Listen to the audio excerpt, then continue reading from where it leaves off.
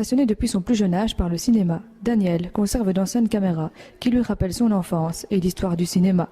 Aujourd'hui, il nous présente son musée. Bonjour! Ça va? Ça va. Entre.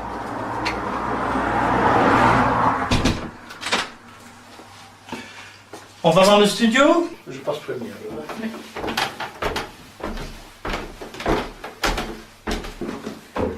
Prête?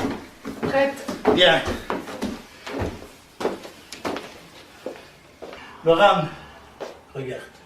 Visiteur, ici le temps qui passe n'est jamais du temps perdu. Voilà. Eh bien, viens voir.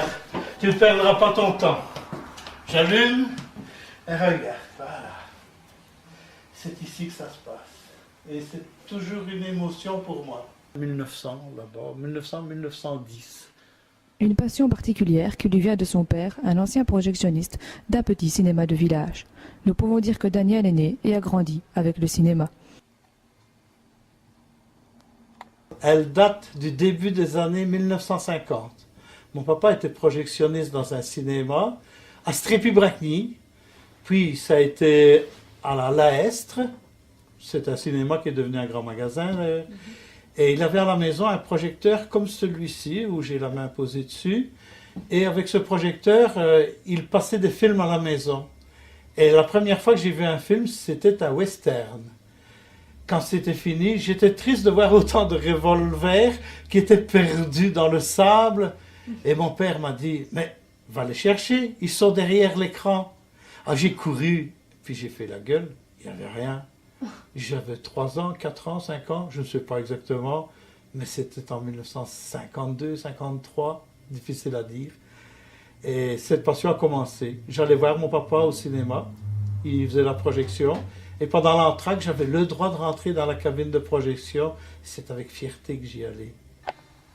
Des caméras et des projecteurs qu'il récolte dans des brocantes ou qui lui sont offertes par des amis. Ce sont des centaines et des centaines de pièces qui s'entassent dans le musée, devenant peu à peu trop petits. Il fallait que je collectionne les projecteurs dont j'étais amoureux. Et j'ai racheté dans des brocantes, des amitiés aussi, j'en ai reçu quelques-uns. Et j'ai décidé de faire la pièce dans laquelle nous sommes en ce moment. Et c'est toujours une émotion quand j'y rentre. Parce que ces projecteurs sont fonctionnels, je les répare. Je les fais fonctionner. Les caméras sont presque toutes fonctionnelles. Je ne sais pas les démonter, c'est trop compliqué, c'est trop fin. Je ne suis pas orfèvre en la matière. Mais j'ai des kilomètres de films aussi à regarder et à recopier, à numériser, refaire des montages.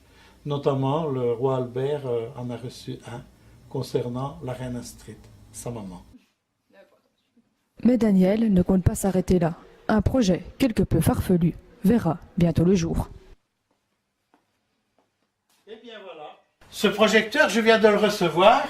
On allait le jeter, mais le monsieur ne s'en intéressait pas de le jeter. Il préfère qu'il ait quand même une autre vie, même s'il ne fonctionne plus. Il manque énormément de pièces. Ça reviendrait trop cher de le réparer. Je vais mettre ça dans mon jardin.